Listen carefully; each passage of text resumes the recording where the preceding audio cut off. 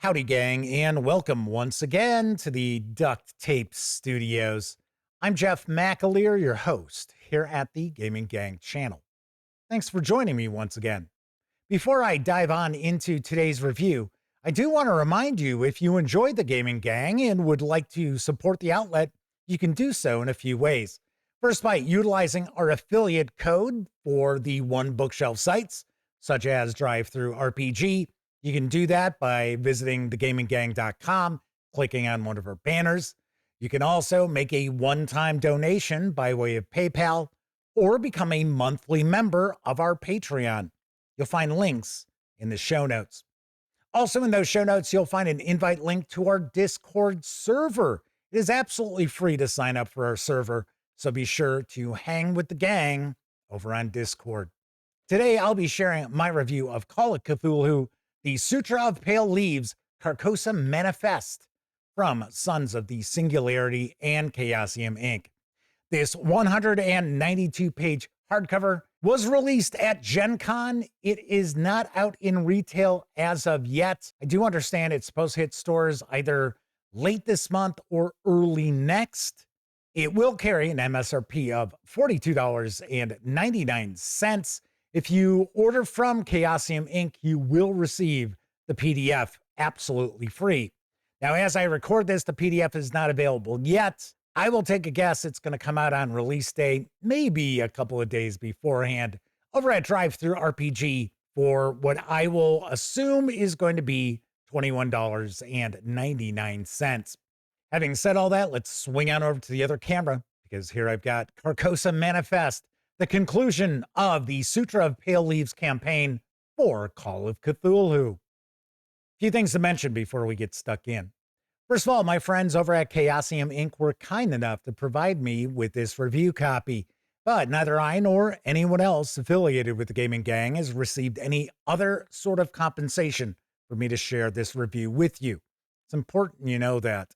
We're also not going to look at each and every page of the book, but I do want to give you a good feel for what you're going to find inside. And then lastly, this is the conclusion to an adventure campaign. So if you are a player and your keeper possibly picked this up at Gen Con, maybe they haven't started running it yet, maybe they've pre-ordered this. I am warning you, there are going to be spoilers. I am going to talk about the campaign. I am going to talk about these adventures. I'm going to stay major spoiler free, but there are going to be spoilers ahead. First thing we're going to do is take a peek at the credits page. A lot of folks worked very hard to bring this to life. This was created by Sons of the Singularity and is published by Chaosium Inc. If you're not overly familiar with Sons of the Singularity, of course, they were the creators of the first part of the Sutra of Pale Leaves, Twin Suns Rising, and they have also released other Asian-themed Call of Cthulhu adventures, and they are very, very well known for those. I have reviewed one of them, so by all means, check out that review too. What's going on here is this is a campaign taking place in Japan during the 1980s. As someone who was in their late teens during the period this takes place, I gotta say, there's a lot of things here that I seem to kind of recall that I read in the newspaper, or maybe I saw on the news, or I was just aware of as far as Japanese culture at that time. Really, really cool how this is all tied in. And kudos to Sons of the Singularity, because they really bring Japan of that era to life, as far as I can tell. Now, keep in mind, I am certainly almost ignorant about Japanese culture, especially during the 1980s, but this just feels right. Now, we do have 4 adventures in this volume. 3 of them are tied directly into the Sutra of Pale Leaves campaign. The 4th can be utilized in the campaign. I'll be very honest, I'm not sure how well it fits. I'll talk about that in just a few minutes. Now, you will notice, if you checked out my review for Twin Suns Rising, that to begin the book, we have a lot of content that we saw in that first volume. There are about 30 pages or so, actually more than 30 pages, which is relatively redundant. I got to be honest, I think this would have worked best as a single volume or maybe a 2-volume slipcase set, where we had the campaign background in the first volume, maybe not the second. Now, granted, Sons of the Singularity and Chaosium Inc. have presented both of these volumes and their adventures as being perfectly viable as one-shots, standalone tales. And I got to be honest, you could, but to get the best bang for your buck, you really do want to run the Sutra of Pale Leaves as a campaign. So we are going to start off with The Bridge Maiden Part 1. And the premise of this campaign, there is an avatar of Haster. It is, well, it's the King in Yellow, but here they are referred to as the Prince of Pale Leaves. And what they are looking to do is actually bring the dead world of Carcosa to life here on Earth. And in doing so, they are going to eliminate all of humanity's free will. Really creepy stuff going on in the Sutra of Pale Leaves.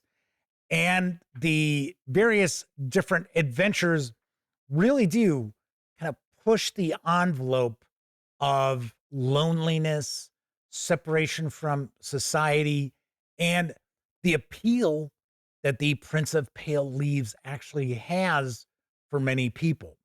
Because if you take the Prince of Pale Leaves at his word, he's actually providing the human race with what they really want.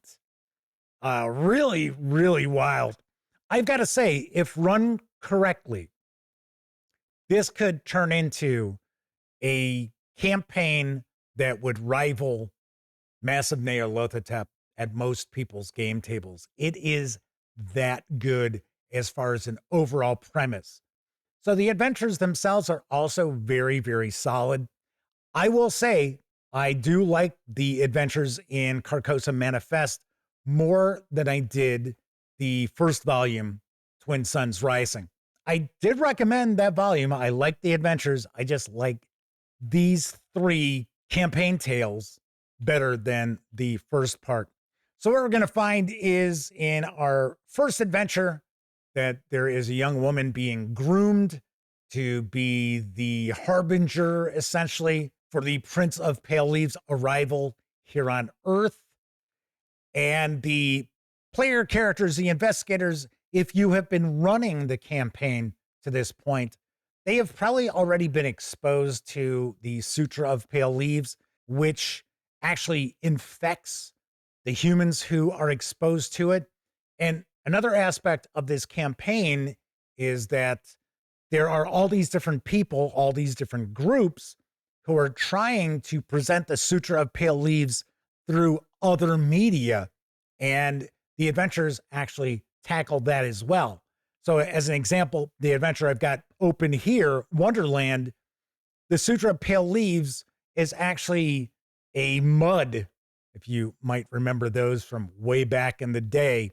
So it's a computer game. The investigators will eventually realize that they need to stop the production of this computer game because the infection is going to continue to spread. Now, there are rules for contamination for the player characters. If you saw my review of Twin Suns Rising, I wasn't specifically keen on those mechanics, specifically how my players would react to them, because I know my players pretty well. I know the gang. That's not to say that it's not going to work for your table. Now, it's also important to keep in mind that the Sutra of Pale Leaves could turn into a campaign with a lot of investigator turnover. Just the way that these adventures play out and the infection, the corruption, the contamination of the investigators by the Sutra itself, and the fact that the Prince of Pale Leaves, if the investigator is actually contaminated enough, could take over that investigator and eventually take over them completely and make that investigator into an NPC for the keeper to run. Keep in mind, some players might not appreciate the amount of investigator turnover that this campaign could lead to. And then I'm sure there are other players out there who will absolutely love the fact that they get to change characters continuously as this campaign evolves. So we have the first chapter, which is going to be focused around the investigators finding a missing brother of the woman who's being groomed to be this harbinger. And then the next adventure is Wonderland, as I pointed out, where the investigators learn that the Sutra is being produced as a computer game. Funny enough, the computer game is the Prince of Pale Leaves as well. A lot of wild stuff going on in this campaign. And then our third chapter is the finale. It is a pretty epic conclusion where the Prince of Pale Leaves begins to arrive on Earth, and the player characters do not have a lot of time to figure out how they can prevent this from happening. This is an adventure campaign that could very easily end up as being a real downer for the players themselves. Now, there is a fourth adventure. It's The Fixer. This is actually a cool adventure. It's a really interesting adventure. Just the way it's presented, for one, it is very open. So it is unlike most Call of Cthulhu adventures. In fact, it's unlike the adventures that are in this volume, where it's pretty sandboxy in its approach. The player characters can do quite a lot of different things. Now, I will say the finale of this adventure could end up with the Prince of Pale Leaves here on the planet. So that's why I don't know how well this fits into the overall campaign, because it's supposed to take place when the player characters are at their lowest, which is very, very possible throughout this campaign. But the thing is, the adventure ends up with the possibility that we do have Carcosa manifest here on Earth, but that would be ahead of the big epic finale that could be like really, really memorable for your players. Like I said, I don't know how well this actually fits into that chain of other adventures. I would probably look at this as an adventure I would run completely standalone, just as a one shot with maybe a group of players did not go through the Sutra of Pale Leaves campaign. Like I said, though, I enjoyed the adventure. I like the adventure. I just don't know how well it fits into the whole scheme of things with the campaign itself. All right, we'll wrap up. We've got some appendices. We've got some biographies of our creators. That is a peek inside. Carcosa manifests the conclusion of the Sutra of Pale Leaves campaign for Call of Cthulhu from Sons of the Singularity and Chaosium Inc. Let's swing back over to the other camera so I can share some final thoughts as well as my review score. With Twin Suns Rising and Carcosa Manifest combined, the Sutra of Pale Leaves is a really, really interesting campaign. And I got to say, with the right keeper, with the right players, this could turn out to be really epic. The finale could possibly rival Massive Nyarlathotep at your game table. There is that much cool stuff going on. And I really love the concept of the Prince of Pale Leaves, the King in Yellow, coming to Earth, aiming to replace our civilization with Carcosa, because Carcosa is dead and the Prince of Pale Leaves wants to bring it back to life. Then on top of that, they're looking to steal away humanity's free will. Pretty wild stuff. There are some relatively terrifying concepts that are going on, not even below the surface, right on the surface of this campaign. Now, it's not going to be for every group of players. It's not going to be for every keeper out there either. As I've mentioned, there's going to be a lot of investigator turnover if these adventures play out as written. I mean, of course, if you take it easy on the players, you're not going to see that kind of turnover. But then again, Call of Cthulhu is a game where there should be investigator turnover. Maybe not as much as you would see throughout this campaign. As I pointed out before, I'm not a big fan of the contamination rules for the player characters with their exposure to the Sutra of Pale Leaves. I would probably tweak it or do something a little bit differently, because it is very, very possible that you're going to have a lot of investigators being taken over by the Prince of Pale Leaves, and players might start not digging that so much. So I do want to float that out there. I'm not going to harp on it like I did in the review for the first volume, but I still want to point out I'm not necessarily a huge fan. Also, a little disappointed that we have so much information with the campaign background that's being repeated from the first volume. Yes, I understand. Sons of the Singularity and Chaosium Inc. have pointed out that all of these adventures could be used as one-shots, but the reality is keepers picking up either of these volumes are probably picking up both of the volumes, and they are going to run this as a campaign. So, like I said, a little disappointed we've got so much redundant information in the beginning of Carcosa Manifest. Still, I like these adventures better than I did the first volume. I liked the first volume. I gave it a positive review. I did recommend it.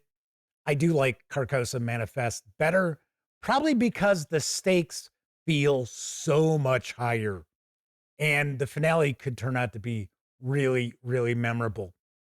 So I've got to say, on a scale of 0 to 10, I give Call of Cthulhu, the Sutra of Pale Leaves, Carcosa Manifest, an 8.5 out of 10. Certainly do recommend it. It's not perfect. It will probably take the right group of players and keeper to get the most out of this. But if you're a keeper and you're looking for something really unique, plus it's set in Japan during the 1980s, that's something we see a lot of in Call of Cthulhu, then you really should pick this up. I really do think you will enjoy it quite a bit. All right, that is it for this time out. If you liked the video, by all means, please give it a quick thumbs up. Subscribe to the Gaming Gang channel if you haven't already. And if you do subscribe, don't forget, ring that bell, because it'll not only let you know when I share videos such as this review, it'll also inform you when my live stream, the Gaming Gang Dispatch, airs Tuesday, Wednesday, and Thursday evenings right here on YouTube at 7 p.m. Central. Of course, don't forget, when you're not watching videos on the Gaming Gang channel, be sure to visit thegaminggang.com for all latest in tabletop gaming news, reviews, and a whole lot more you are not going to find here on YouTube. You know the drill. Get your geek on at thegaminggang.com. Once again, I'm Jeff McAleer. Thank you very much for watching. And until I see you next time, I certainly hope all of you get to enjoy plenty of great gaming with your gang.